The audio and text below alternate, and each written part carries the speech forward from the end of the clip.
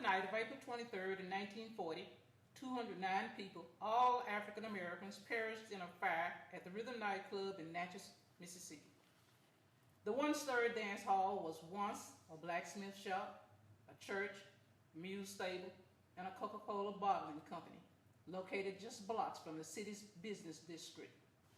That night, the hall was packed with many people who had come to hear the music of Walter Barnes and his Royal Creolians Orchestra from Chicago. This event was hosted by the Money Wasters Club. The rafters of the interior of the club had been festively decorated with Spanish moss, which had been sprayed with a petroleum-based insecticide called flit. At approximately 11:30 p.m., a fire quickly engulfed the structure. Due to the dry conditions, the treated moss generated flammable methane gas. The windows, the back door, and the side door of the building had been boarded up to prevent outsiders from viewing or listening to the music.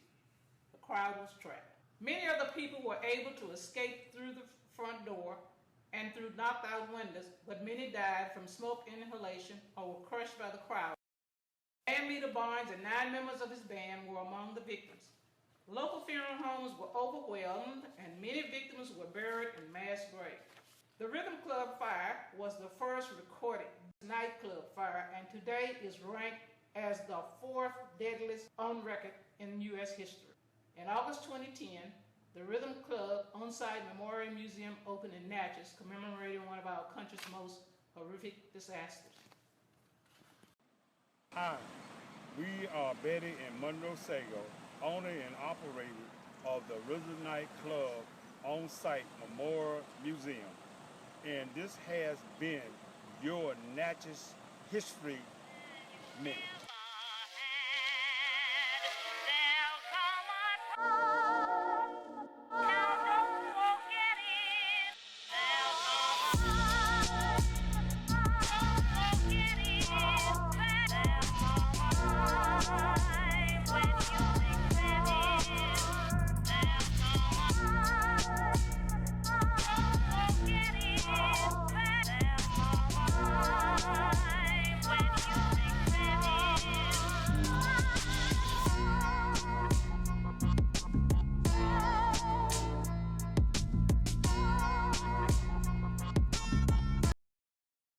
In a bizarre turn of events at the 1991 celebrity basketball game featuring rap icons Puff Daddy and Heavy D, chaos erupted as a stampede of panicked individuals initially overwhelmed the scene, running over people in their path.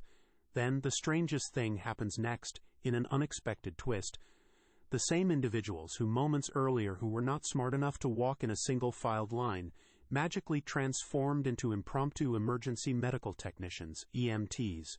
Displaying an unforeseen sense of unity and compassion, they swiftly shifted their focus from chaos to heroism, attempting to save lives by performing CPR and providing aid to those caught in the tumultuous aftermath. It's officially been over a year since 10 people were killed and many others injured during the Astroworld crowd crush that took place on November 5th, 2021 in Houston, Texas. Everyone's favorite auto-tuned rage rapper Travis Scott, and I'm saying everyone real loosely, was wrapped in a ginormous hellstorm when he hosted his annual Astroworld event that'll leave children dead and a $10 billion lawsuit thrown at him after a crowd of nearly 50,000 people were caught in a human wave pool, but without the water.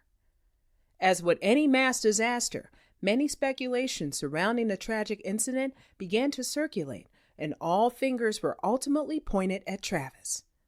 The tragedy was tragic nonetheless, but this wouldn't be the first time a rapper or rappers had been involved in a massive casualty such as that one.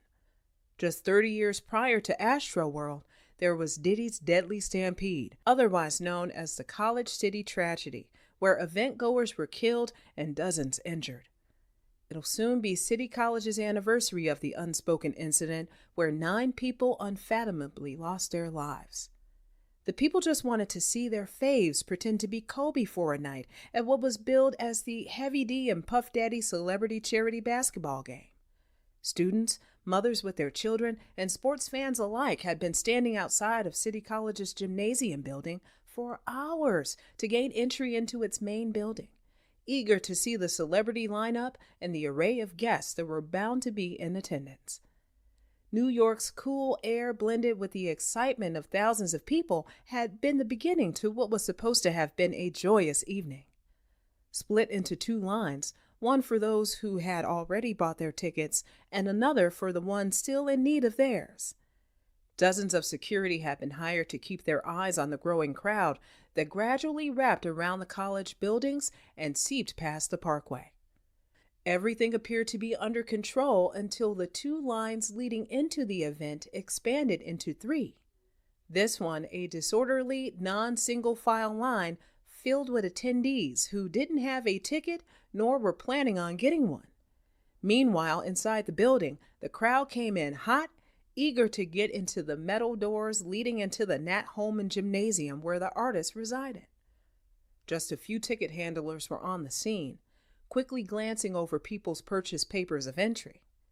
Money collectors not far away from them, an unknown Diddy included, along with a woman named Jessica Rosenblum, who was said to have been managing Diddy amongst other rap artists at the time. Other reports claim that the two were an item, but that's neither here nor there. Jessica, in her miniskirt, had been collecting people's coins as fast as she could before noticing the angsty crowd grow angry. Before she knew it, all hell broke loose, and a swarm of excited kids, teens, and adults bombarded their way into the building's main lobby and down the narrow staircase leading to the gym. With the quickness, Jessica gathered her money trays, Diddy not far behind her, and they'd scurry down the steps leading to the gymnasium, making sure to shut its only open door behind her, halting further entry inside of the gym. Little did she know that would be the worst mistake she could have ever made. Meanwhile, others both in and outside of the gym were putting their CPR skills to the test until emergency medical services arrived. Breaking through the avalanche of people, EMS Alan Melendez remembers having to grab a guy with a broken neck and haul him over to a wall to avoid the both of them getting stomped out. Another man had broken his leg after being pushed into a table in the building's lobby. Where was Puffy in the midst of all this, you ask? Well, aside from gathering his money bags and skedaddling inside the gym before Ish really hit the fan, once bodies were carried inside, Diddy was right alongside them, aiding those in need and attempting to give CPR along with the medical services. Rapper Dougie Fresh had also been in attendance and stayed 3 hours after the fact to attend to those in need. As everything was cleared, it'd be determined that a total of 8 people had lost their lives, one woman succumbing to her injuries on January 1st, 1992. Ranging from ages 15 to 28, Jabal Rainey, 15, whose parents did their best to shield her from the Bronx streets. Leonard Nelson, 17, an introverted quarterback who was as polite as can be. Sonia Williams, 20, a nursing student who was always down to help those in need and who had been more attracted to the game's AIDS awareness pitch rather than the game itself. Dirk Swain, 20. Having survived a bullet to the head just 3 months prior, Dirk was an avid basketball lover, often playing in nearby parks. He'd been studying for a 5-year bachelor's degree as a junior at Hampton University. He planned on going back to school in the new year and was to undergo further surgery for his head in the spring. Sharice Ann Noel, 26, an avid churchgoer. Yul Dargan, 24, a quiet, sports-loving junior deacon who'd been active in a youth evangelical movement, often spreading the word of God to others. Darren Brown, 29, a devoted father to his daughter, Brittany, whose mother died during childbirth. He'd been playing with his baby on the floor before a friend of his stopped by and talked him into going to the game. He'd also been a part of the road crew for one of the event's featured artists, Nice and Smooth, who were also present at the event. Then there was Dawn McCain, 20, who had been put on life support but later died at the hospital with the consent of her family. All 9 lives had been mercilessly asphyxiated. Amongst the dead, a pregnant woman who'd got trapped between a broken glass panel and who just so happened to be the expecting baby mother of rapper Father MC. Unfortunately, she and the baby didn't make it. Former New York Mayor David Dinkins' administration released reports following the tragedy, 67 pages long, titled A Failure of Responsibility, that shift blame from Heavy D as well as Puff for inadequate security, and Puffy specifically for delegating responsibilities to people who were too inexperienced to handle such an event. A few times I thought I was going to pass out because it was hot on that staircase. You know what I'm saying? And when they closed the doors, I knew something was going down. City College was a deep experience for me. I was there, I was on the floor, I watched people take their last breath, regurgitate, and die. Okay, you said a female? Yes, a female. Of asthma? Yes, she had an asthma attack? Uh-huh. She passed out unconscious. They can't revive her. We were there at the doorway pulling people in, trying to get them. It was bananas. I pulled friends through the door. You know, first time in my life, I gave mouth-to-mouth resuscitation to people. That was just bananas to me. When we got down to the bottom, we just pulled them out. And that's when I think Tuffy came around. But I just walked off for a minute and then I came back. It was just all them people, you know what I'm saying? Diddy, Heavy D, City College, and more were hit with lawsuit after lawsuit, racking up by the millions. Diddy ended up paying around $750,000, settling the final suit in the year 2000, while the city, Heavy, and a security firm paid the rest. The judge involved in the case, Judge Louis C. Benza, stating how, "It doesn't take an Einstein to know that young people attending a rap concert, who have paid as much as $20 a ticket, would not be very happy and easy to control if they were unable to gain admission to the event because it was oversold." In the grand scheme of things, it'd be determined that multiple factors were at fault. Lack of security and proper protocols, and NYPD's lackluster response and hesitancy to go inside of the building even after 911 calls were being made. Matter of fact, they were caught on record canceling calls as they patrolled the streets in vans in favor of stopping the reckless crowd, nor did they attempt to help the promoters fix any mistakes made that night. Amongst all else, the impatient crowd who were too caught up in their own needs to care about the lives at the bottom of the stairs.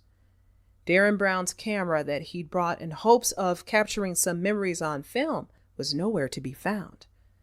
Other shoes were missing, and a jacket and purse belonging to one woman passed out underneath the pile of bodies. Had disappeared. Since the incident, Diddy has expressed deep remorse and sorrowful regrets, insisting he was more concerned about the victims than his own profit. On the flip side, people were quick to call out the faults found in his testimony. A witness stated that they saw him and a woman we now know as Jessica Rosenblum walking away from the ticket table around 7 p.m. with Puff holding big white money bags. Diddy earned $25,000 from the event, which would be turned over to the NY mayor until further investigation. Despite hiring his own security team, he still lied to CCNY officials about obtaining insurance that cover accidents at the event, lied about overselling tickets, and underestimated having adequate security. To make matters worse, no HIV charities linked to the game have ever been found. Once just an upcoming promoter freshly starting his career in the music world, Diddy was now known in the media as the rap tragedy villain, and similar to Travis Scott, kept a low profile in the press. City College hosted celebrity basketball games in the past and never had any issues. Now fired officially from Uptown, this wouldn't stop Diddy from building his empire disregarding the tragedy surrounding his bad boy label, propelling him into Puff Daddy that took over the late 90s and the Diddy we all know today. However, back on that frightful evening of December 28, 1991, he was an inexperienced promoter who was way in over his head. City College is something I deal with every day of my life, but the things that I deal with can in no way measure up to the pain that the families deal with. I just pray for the families and pray for the children who lost their lives every day. The City College stampede was a long-lost memory hidden deep down in the media's trenches. Many today are not even aware that such an event occurred, which is why we're here to keep the memory alive, along with the names of the 9 lives lost. Did you know about the College City tragedy? Let us know your thoughts and opinions down. Okay. And then at one point, Mike Tyson shows up, LL Cool J shows up, and everyone starts going crazy and is trying to get into the building. All right. What happened was that Puff first hired 18 of my guys to do the job for the outside. That's what we did, the outside of clubs. You know, people, we did it for Tim Dognum, all the uptown parties and everything. My crew was thorough. I had Powerful, Slick, Noah, TJ, Bunny, just dudes that was known in the city. Then I hired some correction officers and a few cops also, that you don't have problems with people online. This particular day, Puff calls me the day before we supposed to do the party and say, yo, Gene, I don't need y'all to do the security outside. I got the FOIs to do it. All right. So I said, man, I just told 18 guys. He said, I just need 8. I said 8. And Slick, you know, who was, at this time I had left the same gang and went over to Slick and the Family. And I started Slick and the Family with my man because me and D Ferg and them, we was cool and everything, but they was not allowing me to get the money that I was thinking of, all the things, the picnics, the parties and everything. So they didn't allow me to, they just only wanted to pay me to do the security. You know what I'm saying? They didn't want to, you know, him and Mike didn't want to break me into the fold and me put up a quarter of the money so we could do it together, so we could, you know, break down the things that I was thinking of. So I started the own group with Slick and the Family. So Slick said, don't worry about it, Gene. We just go there with the 8 guys and we just take the money and we just come back to the game room and just have fun. I said, yeah, all right, cool. So we shows up and I see that the people was already crowded out there and it was crazy. So I finagled my way in there, me and Slick and them. I said, yo, I told Puff right then and there, I say, Puff, if they don't do a boxing one outside and get these kids off the door, somebody gonna die tonight. He said, Gene, don't worry about that. Don't worry about that. You just handle the stars once they come inside. So I said, yeah, all right then. So I did a walk around. So I walked around the top of the floor, went down the steps and went in the gym, and then came across the gym, and I seen that you can go up the steps and be right there at the front door. So everybody was coming in. You seen Dougie Fresh, Red Alert, they was on the mic. People start coming in and everything. It was cool. And then when LL Cool J and Mike Tyson showed up, that shit must have went pandemonium. They must have broke through the first doors where the FOIs was and came to the door where we was inside at. And it was a glass door that they were crowded at in the glass door, and people were steady pushing the people through the door, whereas that they pushed the people so hard that the glass broke and people fell through the glass doors at the top of the stairs. And when people fell through the doors at the top of the store, we grabbed this girl, you know, and she was pregnant. We later found out that was Father MC's baby's mother. And she died that day with her baby inside her. And you could see that she was pregnant. You know what I'm saying? She had to be like 6 or 7 months pregnant. So we grabbed her and helped her up. And then she ended up going downstairs when we had got her out the way. So they got trapped down the stairs. After they broke through the first glass, they got trapped downstairs through the second door because Jessica had got scared. That was Puffy partner at the time, Jessica Rosenberg. She got scared, ran downstairs with the money box and shut the door behind her. And all those people got shut down in there and got trapped. Right. 9 people died that day. 29 others were injured. And I guess Nice and Smooth's bodyguard was one of the people that got killed? My man, let me tell you something. That dude was about 6'4". He had a white t-shirt on, I think with khaki pants. I was over there trying to resuscitate him, and I was like, this shit is crazy. So it was just that crazy. That big dude died there too. So you didn't have to be a certain size. He was about 6'4", man. Yeah, sad. A very sad day to see that much death and destruction right in front of you. Right. Was that the first time you'd actually seen people dying? Nah. Okay. Not at all. But in that fashion, though. In that fashion, yeah. In that fashion. Yeah. I've never seen, you see people get shot. You see people, situations like that. But in that fashion, yeah, that's crazy. Well, 7 years later, a judge actually placed 50% of the blame on the people's deaths on the City University in New York and 50% on the promoters, which is Heavy D and Puffy and Jessica Rosenberg. But I don't think anyone actually went to prison or anything else like that over that. No, I don't think so. Yeah. And because of that incident, Puffy got fired from Uptown. Yes, he did. We put him on suicide watch. Oh, he wanted to kill himself. Yeah. I mean, I can imagine. I mean, you feel partially responsible for 9 people dying, including a pregnant woman, which is technically 10 if you think about it. Yeah. I think that he was on suicide watch because he thought he lost everything. Yeah, that too. At 11:07 p.m. on the 20th of February 2003, at the Station nightclub in West Warwick, Rhode Island, pyrotechnics used as part of a concert by the hard rock band Great White set fire to acoustic foam surrounding the stage. The flames spread with incredible speed. As patrons rushed to escape, exits became jammed. All in all, 100 people lost their lives, and hundreds more were injured and traumatized, all in the space of just a few short minutes.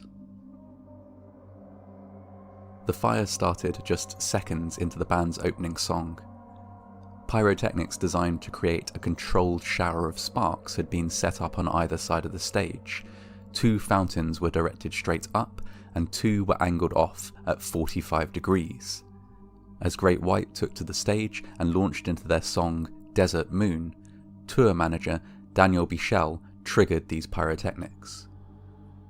It was the angled fountains that were principally responsible for igniting the acoustic foam which surrounded the stage. Video of the incident shows the fire taking hold, reaching the ceiling in a matter of seconds. Patrons were initially slow to evacuate.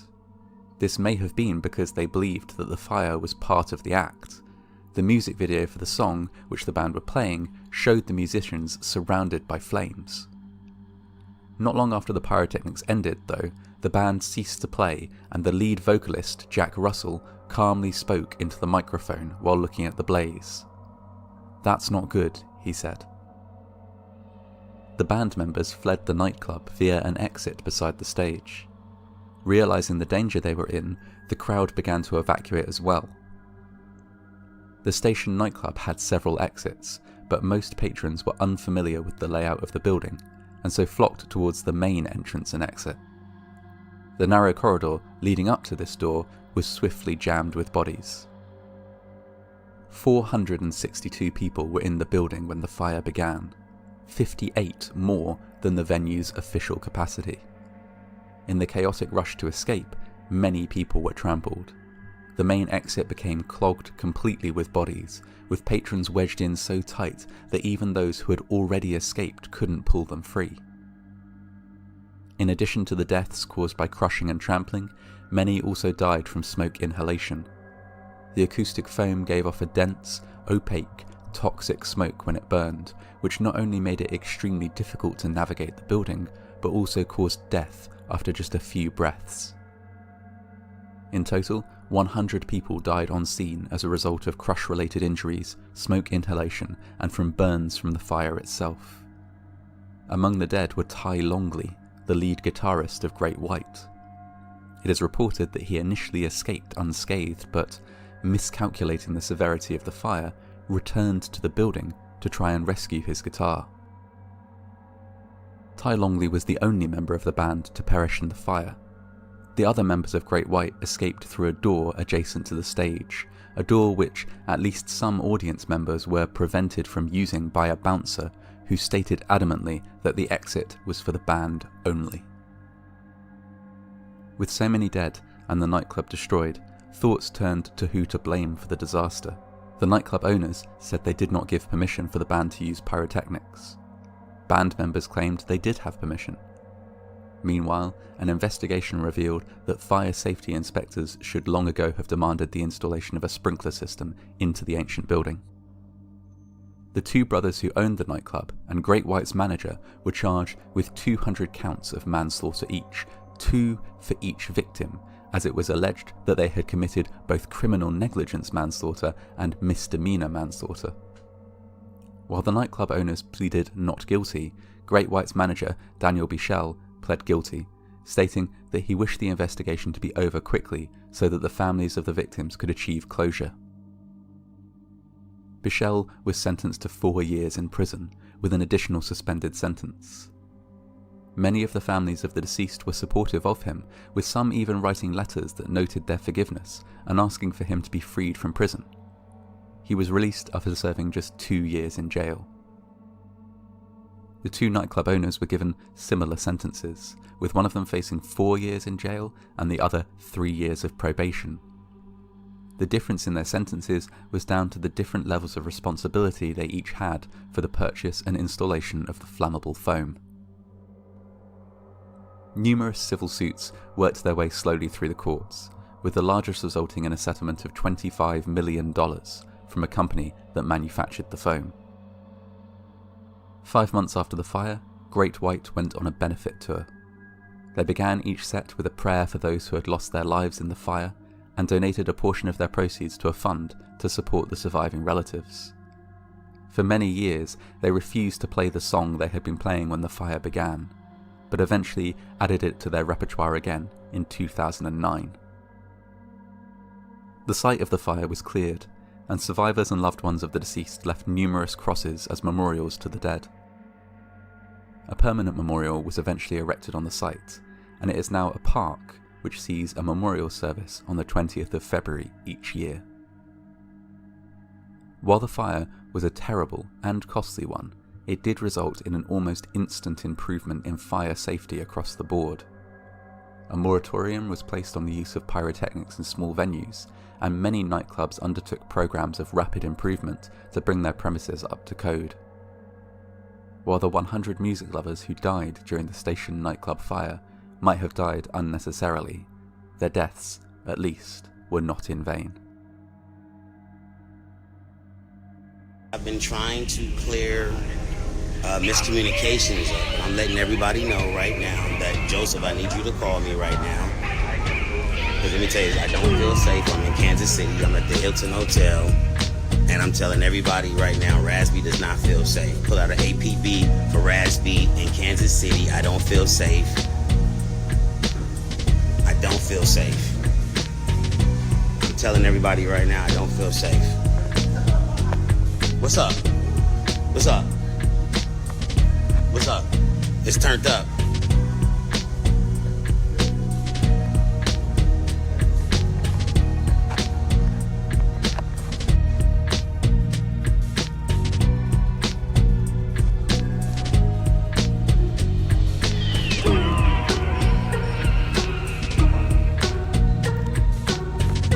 That's the location where I'm at. So call all my Army friends, Marine friends.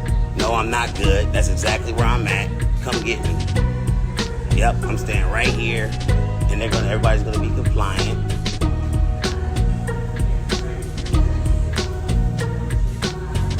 I'm not saying that something's going on. I'm just letting my people know I don't feel safe. And everybody's been very helpful here, so thank you. Thank you, man. I appreciate your service. Thank you for the charger. She gave me a charger and everything, guys. Yo, Blanco, call a hotel. Rasby, you already know. APB, nigga, what's popping? I'm not trying to go to war with anybody. I'm just trying to put Rasby in a safe space so Rasby can check into a facility.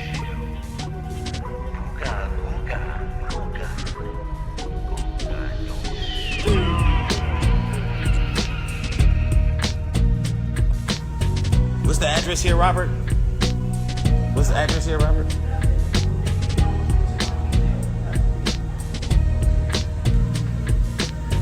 I just like, you know, sometimes you don't feel like going to sleep, so guess what? I'm not going to sleep. Yep. Blew the spot up.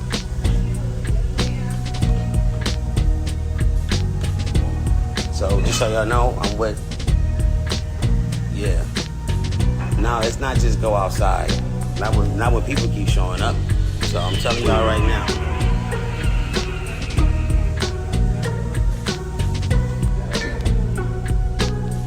Nope. Call the hotel. Blow the spot up. 911. Fuck this.